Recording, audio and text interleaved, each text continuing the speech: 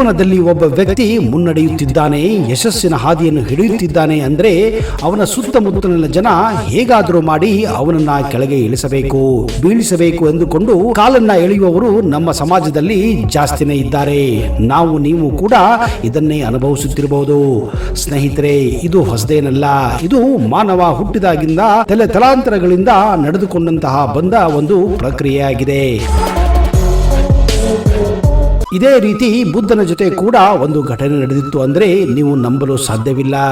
ಗೌತಮ ಬುದ್ಧರು ತಮ್ಮ ಬೋಧನೆಗಳ ಮೂಲಕ ಇಡೀ ವಿಶ್ವದಲ್ಲಿ ಶಾಂತಿಯನ್ನು ನೆಲೆಸುವಂತೆ ಮಾಡಲು ದೇಶಾದ್ಯಂತ ಒಂದು ಊರಿನಿಂದ ಇನ್ನೊಂದು ಊರಿಗೆ ಸುತ್ತಿ ಭಿಕ್ಷಾಟನೆ ಮಾಡುತ್ತಾ ಅಲ್ಲಿಯ ಜನರಿಗೆ ತಮ್ಮ ಬೋಧನೆಗಳನ್ನ, ಜೀವನದ ಬಗ್ಗೆ ಪಾಠಗಳನ್ನ ಹೇಳುತ್ತಿದ್ದರು. ಇದೇ ಕಾರಣ ಗೌತಮ ಬುದ್ಧರು ಇಡೀ ದೇಶಾದ್ಯಂತ ಹೆಸರುವಾಸಿಯಾಗಿದ್ದರು. ಹೀಗಾಗಿ ಅವರಿಗೆ ಸಾವಿರಾರು ಜನ ಭಕ್ತರು, ಶಿಷ್ಯಂದಿರು, ಅನುಯಾಯಿಗಳು ಕೂಡ ಇದ್ದರು. ಆದರೆ ಇವರ ಅನುಯಾಯಿಗಳಿಗಿಂತ ಜಾಸ್ತಿ ಇವರ ಏಳಿಗೆಯನ್ನು ಸಹಿಸಲಾಗದಂತಹ ವೈರಿಗಳೇ ಜಾಸ್ತಿ ಇದ್ದರು. ಹೇಗಾದರೂ ಮಾಡಿ ಗೌತಮ ಬುದ್ಧರನ್ನ ಹೀಯಾಳಿಸಬೇಕು, ಸಮಾಜದಲ್ಲಿ ಇವರ ಪ್ರತಿಷ್ಠೆಯನ್ನ ಹಾಳ ಮಾಡಬೇಕು ಅನ್ನುವ ಜನರೇ ಜಾಸ್ತಿ ಅವರ ಸುತ್ತಮುತ್ತ ತುಂಬಿಕೊಂಡಿದ್ದರು. ಆದರೂ ಕೂಡ ಗೌತಮ ಬುದ್ಧ ಇವರ ಬಗ್ಗೆ ಕಾಳಜಿಯನ್ನ ವಹಿಸುತ್ತಿದ್ದರು. ಹೀಗಿರುವಾಗ ಒಮ್ಮೆ ಅವರು ಈಗಿನ ಬಿಹಾರ ಪ್ರದೇಶದ ಒಂದು ಹಳ್ಳಿಯಲ್ಲಿ ತಮ್ಮ ಶಿಷ್ಯಂದರೊಂದಿಗೆ ಅಲ್ಲಿ ಬಂದು ತಮ್ಮ ಬೋಧನೆಯನ್ನ ತಮ್ಮ ಅನುಯಾಯಿಗಳಿಗೆ ಮಾಡುತ್ತಿರುತ್ತಾರೆ. ಈ ಒಂದು ಸಭೆಯಲ್ಲಿ ಬುದ್ಧನ ಅನುಯಾಯಿಗಳೇ ಅಲ್ಲದೆ ಅವನ ವಿರೋಧಿಗಳು ಕೂಡ ಅಲ್ಲಿ ಜಮಾಯಿಸಿದ್ದರು. ಈ ಒಂದು ಸಭೆ ಅಲ್ಲಿನ ರಾಜನ ಅರಮನೆಯ ಪ್ರಾಂಗಣದಲ್ಲಿ ಆಯೋಜಿಸಲಾಗಿತ್ತು. ಹಾಗೂ ಅಲ್ಲಿನ ಆ ರಾಜನಿಗೆ ಸಂಬಂಧಪಟ್ಟ ಹಲವಾರು ಮಂತ್ರಿಗಳು, ಸೇವಕರು ಹಾಗೂ ಇನ್ನಿತರ ಅಧಿಕಾರಿಗಳು ಕೂಡ ಅಲ್ಲಿ ಸೇರಿದ್ದರು. ಇದನ್ನೆಲ್ಲ ಕಂಡ ಗೌತಮ ಬುದ್ಧರು ತಮ್ಮ ವಿರುದ್ಧ ಇಲ್ಲಿ ಏನೋ ಒಂದು ಷಡ್ಯಂತ್ರ ರಚಿಸಲಾಗಿದೆ ಎಂದು ತಮ್ಮ ದಿವ್ಯ ಶಕ್ತಿಯಿಂದ ಗೊತ್ತಾಗಿಬಿಟ್ಟಿತ್ತು. ಇದು ಗೌತಮ ಬುದ್ಧರಿಗೆ ಹೊಸದೇನಲ್ಲ. ಯಾಕಂದ್ರೆ ಅವರು ಯಾವೆಲ್ಲ ಸಭೆಗೆ ಹೋಗುತ್ತಿದ್ದರೋ ಅಲ್ಲಿ ಅವರ ಶತ್ರುಗಳು ಅವರ ವಿರುದ್ಧ ಷಡ್ಯಂತ್ರ ರಚಿಸಿ ಅವರನ್ನು ಹೇಗಾದ್ರೂ ಮಾಡಿ ಅಪಮಾನ ಮಾಡಬೇಕೆನ್ನುವುದೇ ಅವರ ಉದ್ದೇಶವಾಗಿರುತ್ತಿತ್ತು. ಈ ವಿಷಯ ಗೌತಮ ಬುದ್ಧರ ಪರಮ ಶಿಷ್ಯ ಆನಂದನಿಗೂ ಕೂಡ ಚೆನ್ನಾಗಿ ಗೊತ್ತಿತ್ತು. ಆದರೆ ಈ ಒಂದು ಸಭೆಯಲ್ಲಿ ಘೋರವಾದ ಷಡ್ಯಂತ್ರ ರಚಿಸಲಾಗಿದೆ ಎಂದು ಅವರ ಶಿಷ್ಯನಿಗೆ ಚೆನ್ನಾಗಿ ಗೊತ್ತಾಗುತ್ತದೆ. ಇದೇ ಕಾರಣ ಆನಂದ ತಮ್ಮ ಗುರುಗಳಾದಂತಹ ಗೌತಮ ಬುದ್ಧರಿಗೆ ಈ ಒಂದು ಸಭೆಯಲ್ಲಿ ಭಾಗವಹಿಸದೇ ಇರಲು ಸಲಹೆ ನೀಡುತ್ತಾರೆ ಹಾಗೂ ಎಚ್ಚರಿಕೆಯನ್ನು ಕೂಡ ಕೊಡುತ್ತಾರೆ. ಆದರೆ ಗೌತಮ ಬುದ್ಧರು ತಾವು ಸಭೆಗೆ ಬಂದ ಉದ್ದೇಶ ಓಡಿ ಹೋಗುವುದು ಅಲ್ಲ. ಯಾವ ರೀತಿ ಒಂದು ಆನೆ ಯುದ್ಧದಲ್ಲಿ ಶತ್ರುಗಳ ಬಾಣಗಳನ್ನ ಎದುರಿಸುತ್ತಾ ಮುನ್ನಗ್ಗುತ್ತದೆಯೋ ಅದೇ ರೀತಿ ನಾವು ಕೂಡ ನಮ್ಮ ವೈರಿಗಳ ಕಠೋರ ಮಾತುಗಳನ್ನ ಎದುರಿಸುತ್ತಾ ನಮ್ಮ ಜೀವನದ ಗುರಿಯತ್ತ ಮುನ್ನುಗ್ಗಬೇಕು. ನಾವು ಯಾವ ಒಂದು ಸಭೆಗೆ ಹೋಗುತ್ತೇವೋ, ನಾವು ಯಾವ ಒಂದು ಊರಿಗೆ ಹೋಗುತ್ತೇವೋ ಅಲ್ಲಿ ಪ್ರೀತಿಯನ್ನು ಹಂಚೋಣ. ನಾವು ಬಂದ ಕೆಲಸವನ್ನು ನಾವು ಮಾಡೋಣ, ಅವರ ಕೆಲಸವನ್ನ ಅವರು ಮಾಡಲಿ. ಒಂದು ನೆನಪಿನಲ್ಲಿ ಇಟ್ಟುಕೊಳ್ಳಿ, ಒಬ್ಬ ವ್ಯಕ್ತಿ ಇದನ್ನು ಮಾಡುತ್ತಾನೋ ಅಂದ್ರೆ ಅವನ ಹಿಂದೆ ಅವನನ್ನು ಬಗ್ಗಿಸಲು ಹಲವಾರು ದುಷ್ಟ ಶಕ್ತಿಗಳು ಕೈಗೂಡಿ ಕೆಲಸ ಮಾಡುತ್ತಾನೆ ಇರುತ್ತವೆ. ಯಾವಾಗ ಒಬ್ಬ ವ್ಯಕ್ತಿ ನ್ಯಾಯ ಮಾರ್ಗದಲ್ಲಿ ನಡೆಯುತ್ತಾನೋ ಅಂತವನಿಗೆ ವೈರಿಗಳು ಜಾಸ್ತಿ ಆಗೋದು ಸಹಜವೇ ಎಂದು.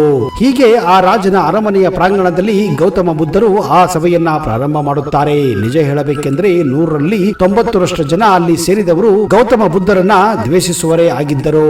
ಇದೇ ಕಾರಣ ಆ ಸಭೆಯಲ್ಲಿ ಬುದ್ಧರನ್ನ ಅವಮಾನಿಸಬೇಕೆಂದು ಅಲ್ಲಿದ್ದ ಕೆಲವು ಅಧಿಕಾರಿಗಳು, ರಾಜನ ಸೇವಕರು ಬುದ್ಧನಿಗೆ ಕೆಲವೊಂದು ಇಲ್ಲ ಸಲ್ಲದ ಪ್ರಶ್ನೆಗಳನ್ನ ಕೇಳಲು ಮುಂದಾಗುತ್ತಾರೆ.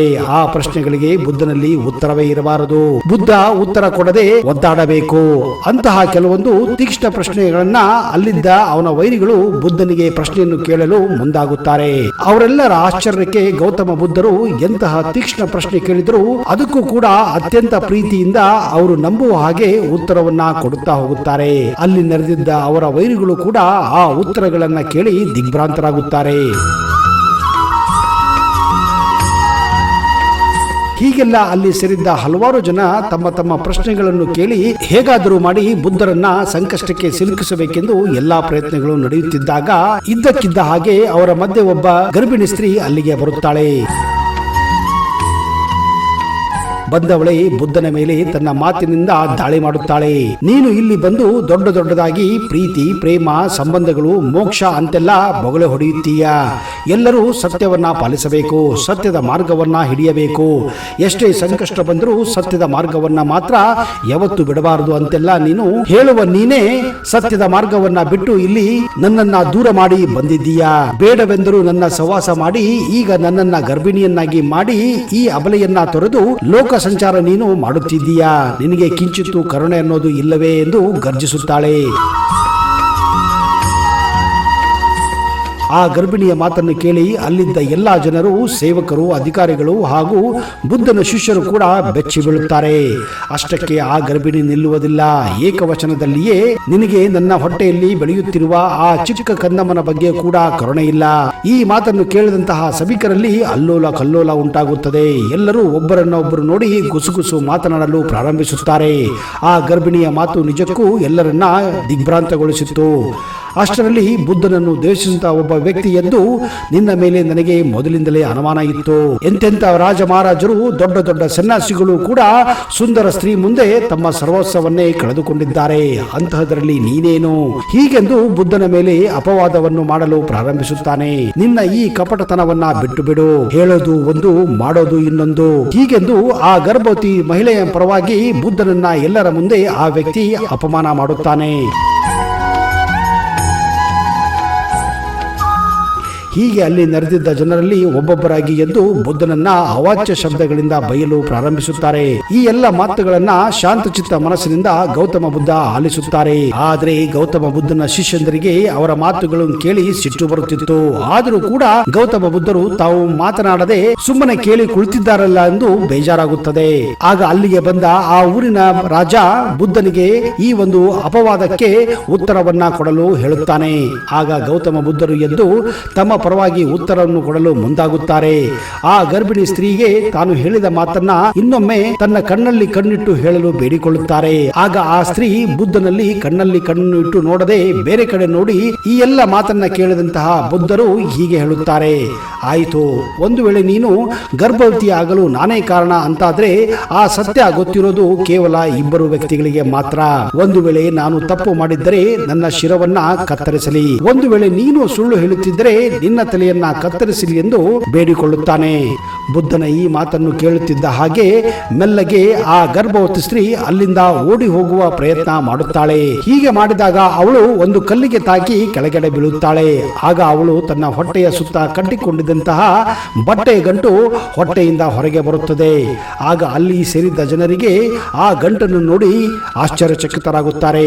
ಕಾರಣ ಆ ಮಹಿಳೆ ಬುದ್ಧನಿಗೆ ಶಿಕ್ಷೆ ಆಗಲಿ ಎಂದು ಈ ರೀತಿ ತನ್ನ ಹೊಟ್ಟೆಗೆ ಬಟ್ಟೆಯ ಗಂಟನ್ನ ಕಟ್ಟಿಕೊಂಡು ತಾನು ಬುದ್ಧನಿಂದ ಗರ್ಭವತಿ ಆಗಿದ್ದೇನೆ ಎಂದು ಅಪವಾದ ಹೊರಿಸಿದ್ದಳು.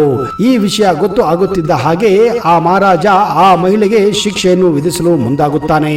ಆಗ ಗೌತಮ ಬುದ್ಧರು ಎದ್ದು ಬಂದು ಆ ಮಹಿಳೆಯನ್ನ ಕ್ಷಮಿಸುತ್ತಾರೆ ಹಾಗೂ ಯಾವುದೇ ರೀತಿಯ ಶಿಕ್ಷೆಯನ್ನು ಕೊಡದ ಹಾಗೆ ನೋಡಿಕೊಳ್ಳುತ್ತಾರೆ.